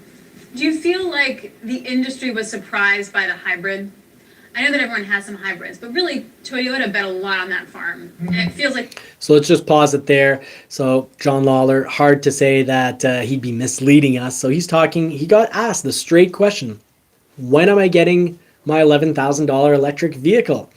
And he basically said not right away, but we're working on it. Now, I doubt they're going to come out at $11,000. If they do, it's going to be for certain markets, and it's going to be a very small vehicle. So you'll think of, European, Asian market. I'm not sure we would get an electric vehicle at $11,000. This thing would have to be very, very small. Will we get a, $20,000 to $30,000 electric vehicle? Almost certainly. Probably in Canada, it'll be like high 20s, low 30s. We're going to get in Canadian dollars a high 20s, low 30s thousand dollar vehicle. I've been reading about it. I read about it back in 2014 that Ford wanted to come out with a very, very affordable vehicle. And back then, I think if I recall correctly, I remember reading something like the goal was 19,000 Canadian dollars, which would be about maybe 12, 13,000 US dollars. So I either think that we're talking about a very, very small vehicle that's electric that we probably won't have access to here in Canada or the US, but Ford could come out with an $11,000 electric vehicle. But I think that for vehicles that are going to interest us, we're probably looking more in the $20,000 US segment. But let's continue because, yes, John Lawler is going to make some great points when he's asked about hybrid vehicles. Like the industry went full throttle into high-end EVs. Do you feel like we missed a trick here? No, I don't think so. One of the things about Ford that's really good is we lead in hybrids as well. We have the #1 selling hybrid truck and the #2 selling hybrid truck. It grew 20% for us last year. We expect it to grow 40% this year. So we have the ability to provide our customers choice, gas, hybrid, and EV. And I think that's really important in the transition because it is a stepping stone for consumers. Well, what's that balance right now? Because it seemed, at least coming into this year and really last year, when you started to see the rollout of the Mach-E and the Lightning, and you started to get this sense here that this was the direction the company was going. When the sales numbers came in. And Ford makes great hybrids. Ford and Toyota originally partnered together. We have hybrids with very, very reliable transmissions and very reliable engines, just like Toyota. Toyota's excellent also at making hybrids. I love Toyota and Ford hybrids, folks. We saw the demand was at least less than some of the initial projections. Right, demand is less on the electric Oh, yeah. vehicles. Yeah. we have three divisions, and we broke them out into segments last year so that you can see what's happening with each of the businesses. We're growing across all three of those businesses. Our Pro business is very profitable. Our Blue business is profitable. And the Ford Electric business, I predicted that it would cost, they'd lose between 4 and 5 billion for 2023. I predicted that about halfway through 2023. That's about what they lost, about $4.5 billion on the electric side of Ford's electric division. However, the fact that the demand is less is kind of good. Bringing down production when you're losing money, roughly $32,000 US dollars on every electric vehicle you sell, is good.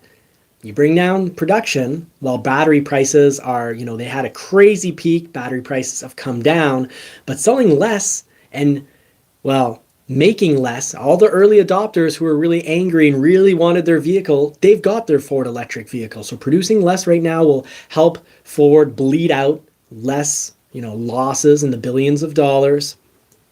And it also gives us a chance to get into the new battery technology at Ford, which is going to be unbelievably incredible, folks. Already LFP batteries, or lithium iron phosphate batteries, according to Jim Farley, Ford's CEO, he called that a small change. But he calls Gen 2 electric vehicles at Ford a major change, a monumental change, a huge change. Well, I already find LFP batteries to be lithium iron phosphate a huge change. Not just because they don't use the rare minerals of lithium ion, but because they cost about 4 times less to make, last about 5 times longer, and can be charged full pin, pedal to the metal, from 0% to 100%. Lithium iron batteries, folks, are so much better. They're going to cost you so much less money to replace if ever they even go bad. But I think the shell of the vehicle will go bad before these batteries go, because with them being reportedly 4 to 5 times longer lasting than lithium ion batteries, what are we going to get? 25, 30, 35 years, 40 years out of these batteries? Heck, lithium ion batteries are generally good for 10 to 20 years. So these are going to be lifelong batteries, and some new Mach-E's check to see if you're getting one with an LFP battery, because if you are, you're getting a much better technology. But remember, Jim Farley said that the upcoming battery technology for Gen 2 is going to be so much better. Ridgeview, thank you for the support. Now, while I play this, I'm going to try to catch up on some of the comments here. Hopefully, using extra internet isn't going to kill the channel for the internet we're using here on the main camera. But let's get back to what's being said here, because this is pretty monumental stuff and really showing us what's going to be going down. In EVs, we're still incurring losses at the start. But what you're finding is that as this transition happens, it's not a matter of if, it's a matter of when and how quickly. And I think that's what we're seeing. Yes, it's slower than what people thought. Right. The S curve, or the adoption curve, is less because we're now moving from early adopters to early majority. And there's different satisfaction issues that they have around charging and or price that needs to be resolved. So you're still confident in the long-term I am trajectory? very confident. As you know, of course, Wall Street investors tend to focus a little bit more on the short term. And when they look at some of the losses in that unit, the question that seems to come up time and time again is, until we get to whatever that future is going to be, how much of the development on the EV side of that business can sort of feed into some of the other businesses in a way that maybe mitigates or at least makes those losses a little bit more manageable?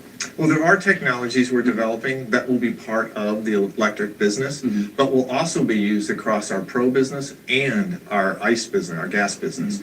And that's things like the digital electrical architecture, which is a new upgrade we're going to bring forward here in the next couple of years. That's going to change the whole experience you have with the vehicle, from the way you interface with the interior of the vehicle, first. and then our ability to update the vehicle over the air and provide new features or experiences or services. And that'll be across all three. So part of the development for the electric business is also going to help the gas business as well as the commercial business.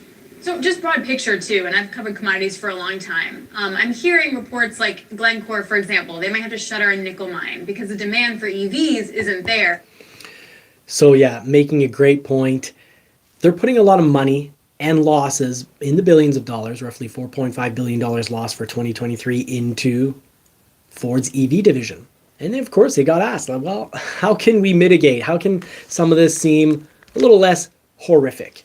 Great point. A lot of things that are being learned, applied, and used in electric vehicles are going to be and paid for by the electric division for, of course, in the research and development segment portion of expenses. It's going to come over to the fleet division as well as Ford Blue, which is your gas-powered engines. Love the chat between Peugeot and Ridgeview going on right now between reliability of the EcoBoost engines, which Peugeot got 250,000, is up to 250,000 miles on his F-150 EcoBoost, and Ridgeview talking about the 5-liter. Now, I'd like to weigh in on that and say that it's kind of like the LFP batteries and the lithium iron batteries.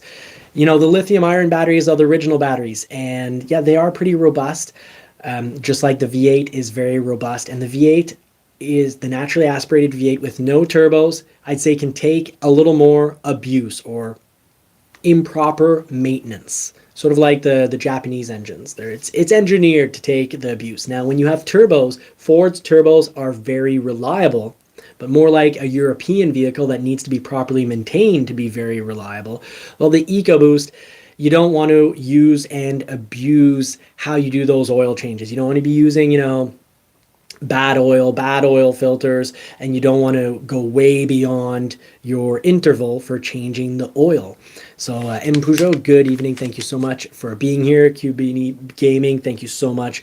So lithium ion, we just talked about how lithium ion batteries, yeah, they can be great. People have this false sense or this idea that, so many catch fire and they don't last very long. They think they're going to be changing out the batteries the way you need to change out, little rechargeable batteries, or how cell phone batteries kind of aren't great 3-4 years later down the road. Well, vehicle lithium ion batteries are actually very good.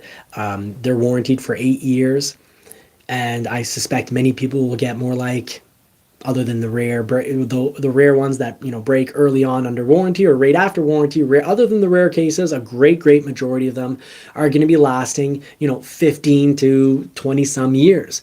But lithium iron batteries, the LFP batteries, they're known to be roughly, I Googled it up, and Google, what I found was saying that they're about 4 times more, they have about 4 times longer durability. So that's fantastic. And their recharge cycle, they can take many more recharge cycles, and they don't lose their efficacy as much as lithium iron. By efficacy, I mean, their original stats when the batteries were new. And that's causing them problems on the mining side. What I see playing out, though, is when that S-curve really moves, you're not going to have the stuff. Like, how do you make sure you have the nickel, the lithium, all the stuff you need when the demand isn't there today? Right. Let's go back 18 months, right? Okay. 18 months ago, the narrative was, look, people aren't going to have the minerals or the batteries, so you have to vertically integrate. You have to create your own battery plants, right? So it's shifted a bit. I think what needs to happen now is we need to be more thoughtful as we go forward. And of course, we're going to have to balance that. But I think the demand signals as we move through time are going to be much clearer than they were a year ago or 2 years ago. And so I think we'll have a little bit more time to get out in front of things. What is your biggest headache? I'm going to give you like 5 multiple choice. Okay? That's a great question. So what's the biggest headache you have right now? Is it government policy? Because that could change in like 8 months. Tesla price cuts, competition from cheap China EVs, or your costs, whether that's labor, whether that's material cost, or interest rates? Yes. Awesome. Good. I'm glad we solved that. Those are 3 key variables that we need to work on continuously. What's the hardest for you? I would say that right now, it's cost. It's making sure that we get to an affordable cost structure that can allow us to generate. And remember, in last week's live, we talked about how Ford's CEO, Ford has declared that in the future, come Gen 2, they're going to be profitable after only 12 months. So he's saying that's the hardest challenge, which I think that's great news, because it looks, from the sounds of it, that Ford's got that challenge covered. Future Ford EVs will be profitable 12 months after launch. You can catch that on Ford Authority, folks. And the whole article, fantastic article, and it's talking about how Ford CEO Jim Farley has been keen to talk about the automaker's second generation all-electric vehicles, which will be simplified, fully updatable, and ride on dedicated platforms, making them quite profitable. So profitable after only 12 months after release. Ford's going to make money. They're not going to continue to lose billions. I'm not too worried about my Ford stock. I've always kind of played where I let the Ford stock rise 15 to 30%, sell, it drops down by 15 to 30%, and then I start the whole process over, and they have a great dividend. I really like Ford stocks. I don't have I don't have any financing licensing, so please, this is not financial advice to base your life on. Don't ruin your life savings on what I say. I don't know what I'm talking about, but I do like to play around on the stock market. It's kind of like gambling. It's kind of like gambling, but it's only a portion of the portfolio. So let's get to talking. So yeah, let's finish up. Let's wrap up talking about this $11,000 vehicle. I love the comments section, and Peugeot, Ridgeview, and a few others talking about, hey, maybe it's an electric bike. I think it might end up being a little wider than an electric bike, but we're probably talking about a little like city driving electric vehicle. It's going to be very small. Will Ford overall be dropping prices on electric vehicles? As an insider, I can tell you that even though we've had several price drops, even the current models you have now still have maybe a little bit more price dropping in them. And if they don't, that's okay, because Ford's going to be bringing along new electric models, which will be less expensive than when we saw these electric vehicles get revealed and unveiled in 2021, 2022, and 2023. You know, my F-150, for example, bought it at $112,000. It dropped by $10,000. Then in the US, now you can get in Canada for about a 2-week period this month, you can get $7,000 off, or the other 2 weeks, really good interest rate in the US. My model's dropped by again, $7,000. So it's overall $17,000 less, which kind of leads us to episode now 6, major problem with electric vehicles. And only one solution. So let's get to talking about that right now. Let's bring out the video here. It's actually started up with this nice little background here. So final episode of the evening, folks. Thank you so much for sticking with us this whole time. We're going to wrap this up. This is about a little 10-minute episode, so don't leave. This might actually only be about 5 minutes. So let's get it started. Huge, major problem in the auto industry right now with electric vehicles. This, you could call, has been a bit of a hot dumpster fire situation, and there's only one solution to these problems. So whether you have a Tesla, a Mach-E, a Lightning, or any other electric vehicle, pretty much all electric vehicles have lost about half of their value, and this is really hurting consumers. New buyers might be happy when they go out to see and buy these these old electric vehicles who are still selling on their current models. Maybe they're happy with the $5,000, $10,000, $15,000, $20,000 price decreases, but it is killing those of us who bought an electric vehicle 1, 2, or 3 years ago. Now, I'm going to bring you to a nice little YouTube video of someone who's been particularly affected, kind of like myself. So let's check this out here, because I feel for this individual. I am in the same situation as them. And they've lost half their value, and it's pretty bad. It's a Cobra something or another. Let's see if we can find it here. Seems to have slid away from me. Here we go. So this individual, the title says it all. No one wants to buy my Mach-E, worth half of what I paid. And this is true of Teslas. This is true of Ford F-150 Lightnings. This is true of just generally any electric vehicle. They went from having the best resale in the market to the worst, the segment with the worst resale in the market. So let's see what he's got to say, folks. How's it going, guys? This is my 2021 Mach-E, and it's lost over half its value in the last 2 years that I've owned it. So was this the biggest regret, the biggest and worst car decision I've ever made in my life? All right, guys, so let me explain. Okay, so generally, let's cover this. Generally, people are actually quite pleased with their Mach-E's. There's actually a high level of satisfaction when it comes to it, just like many people are very, very satisfied with their Teslas. But electric vehicles, 2 years ago, were the segment with the best resale, meaning they were in the segment of vehicles that depreciated the least. But now every company seems to be making an electric vehicle. And now the future is even scarier. BYD, an electric Chinese company, would already be in the United States because they have about an overproduction of 10 million vehicles that they can't sell in their own market. They're hunting for more markets. But here's the thing. In the US, there's 27% import tax added on. So if BYD sends us vehicles, if they want to sell vehicles, they're going to end up paying, well, them and the consumer are going to pay 27% more for the vehicle. So who knows how long we're safe from BYD destroying electric vehicle prices when they do get to market. Tesla has been dropping prices like crazy, hurting everybody. And let's actually check this out. Let's check out some used prices. Now let's talk about how the Ford 2023 Mustang Ford Mach-E as a premium extended range battery at the beginning of 2023 was roughly $80,000 to $82,000. Let's see what they're selling for now. 76,000 kilometers, 33,900. You've got one with 55,260 kilometers, 36,900. So basically $37,000 for that's more than half. And of course, in 2021, they weren't the same price as they were in 2023. So after 2 years, because no 2024 Mustang Mach-E's have shown up on lots yet, basically over 2 years, a little more than 2 years, the price has dropped. The asking price has dropped by about roughly half. So of course, when you go into a dealership, if they offer you for your vehicle asking price, the price they're going to put it for sale, if that's what they're offering you, something's fishy, something's wrong. Look into it. They're playing around with some numbers.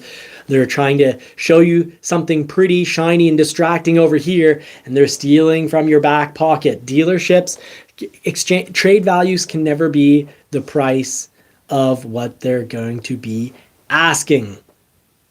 So major price decreases here. 2022 Mustang Mach-E premium extended range battery. So that's the 91 kilowatt battery. Fantastic vehicle. Great. I love it. I considered trading my Lightning in for one, but I've lost so much value. 15,000 kilometers, but 44,900. At the beginning of 2023, a 2023 model was $80,000.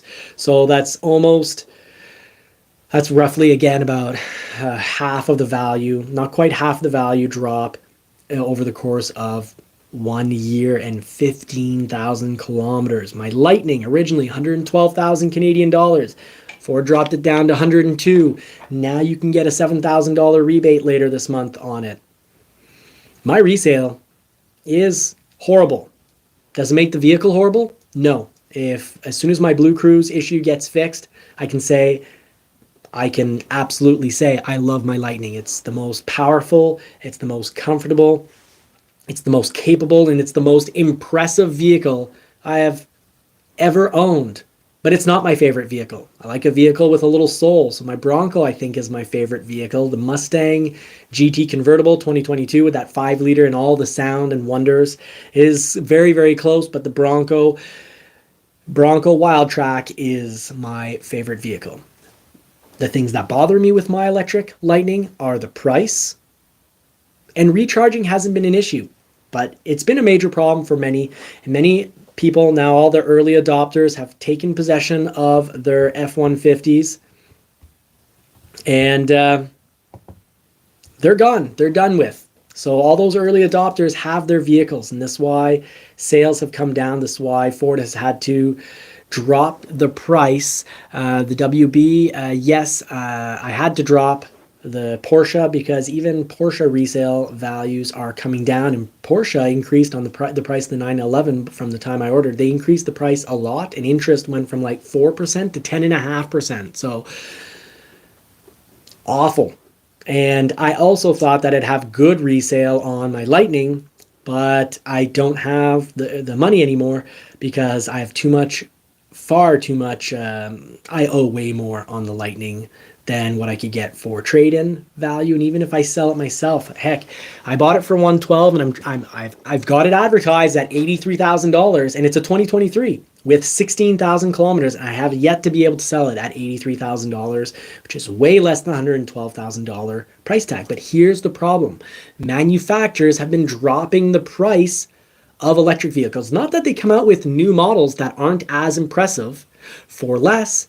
They take the current model that people bought at a higher price and they just drop the price on it. And yeah, the WB, well said, that hurts. Here's the one solution. The one solution. If you're going to buy a Tesla, if you're going to buy a Mach-E, if you're going to buy a Ford F-150 Lightning, if you're going to buy an electric Toyota, an electric Hyundai, Chevrolet, GM, I take all these electric vehicles in on trade and I see it from every manufacturer. There's only one thing you can do. BMW's electric vehicle is particularly painful. Lease it. Lease. Do not purchase. If you purchase it, many people to have an affordable monthly payment are going to finance these on like 72, 84, or even 96 months. So 6, 7, or 8 years. And if you want to trade it after 2 or 3 years, you're going to be horribly upside down. It's called negative equity. It's when your sell value of your current vehicle or trade value is actually, oh no, wait, it's down here. And your amount owing is up here. The ugliness between those two things, that's called negative equity. I'm not generally a negative guy. I talk about negative stuff, but I always find the positive solution to bust through the BS. And I've got it here.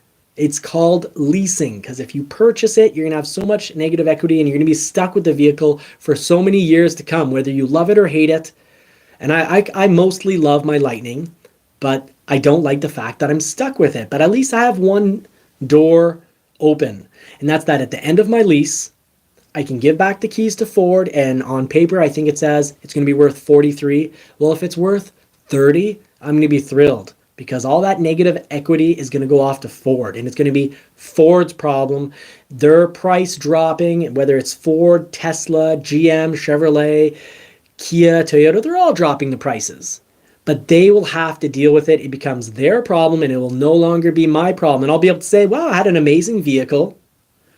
The Ford F-150 Lightning, folks. It's an absolutely amazing vehicle. Almost every single person that I know who has bought one has taken the time to tell me that they absolutely love their F-150 Lightning. The people that tell me they're a little upset are the people that tried to trade it in 6 months. Now, of course, if you try to trade in your F-150 Lightning or any electric vehicle after 6 months of ownership, you're going to be in this guy's situation right here. To you something about this car. I usually buy cars used because I get bored of them super quickly. I'll drive them for a year or two. If I'm modifying them or something, then I will get bored of them less quickly. But can't modify EV. I get the itch and much start researching new cars, and I get excited, and then I want to change it up. So I usually buy used cars to get to help with the depreciation hit that. So listen to his advice. You can always go and get either purchase a used car, a used Mach-E or a used Lightning that's had horrible depreciation, and you're going to be the big winner there. And don't worry, these batteries aren't going to be dead after 3-4 years like on our cell phones. 4 high, 4 low, remind me, I will answer that question. Yes, Broncos, they're not selling, you can't get insane resale value on them like you could 1 year ago, or even I sold my Bronco with only $2,000 of depreciation. What was it? May? Yeah, in May of 2023, I sold my Bronco for about $2,000 less than its window sticker. Bronco resale values have come down, but they're still overall, compared to the rest of the market, incredible. Absolutely incredible. Not the case for the Mach-E. So either buy a used one if you really can't handle the idea of leasing, but please lease one. That way, if you get a 3-year lease, or because of subventions here in Canada, you have to get a 4-year lease to get the full government rebate or subvention. Lease it for 4 years if you can handle 4 years. If you can only handle keeping a vehicle for 1 or 2 years, get a used one that's depreciated. The Mach-E is a great vehicle and it is appreciated by its owners. Just don't find yourself in this situation. I've given you, folks, the solution to save you tens of thousands of dollars. The idiot that buys something new like this takes when they buy it new versus used. But I want to go over a couple of reasons why I bought this car new and why it made sense at the time with the information I had to buy it new. Now, one of the main reasons I bought this car was for the tax credit. So at the time when I bought this car, this is a Which, at least in Canada, I can attest, you'll get your tax credits if you do a 4-year lease. So that's the trick for that. Now, I said this video would be about 10 minutes, and we're at that 10-minute mark. So all I can say is help this guy out. He looks like hopefully he's a family man helping to populate the planet and bring good morals and ethics to his family. But Cobra Carlos, you can check out his channel. Please consider subscribing. I'm going to hit that subscribe button right there. I'm going to give him a thumbs up. So let's help each other out. Give him a thumbs up. Check out his channel. I like what he has to say. He's not being, making ridiculous claims or being way over the top. His title has truth in it. So even though it's an attention grabber, clickbait doesn't mean something it grabs your attention. It's when it grabs your attention for a ridiculous reason that then the video has nothing to do with it and just doesn't address it or is, not at all the topic at play. So folks, thank you so much. Tom Dinder, Ridgeview, the WB, you're going to have to send me photos of your Corvette. And if ever I'm in your area, I'm going to want to visit you this year, folks. So we're wrapping up the channel, the evening. We've concluded the major problem with electric vehicles and only really one, well, we'll say 2 solutions. If you get new, there's 1 solution, lease it. If you absolutely can't handle the idea of leasing because you think it's not yours, anytime you've financed something, when you finance something and you've purchased it on finance, it's yours.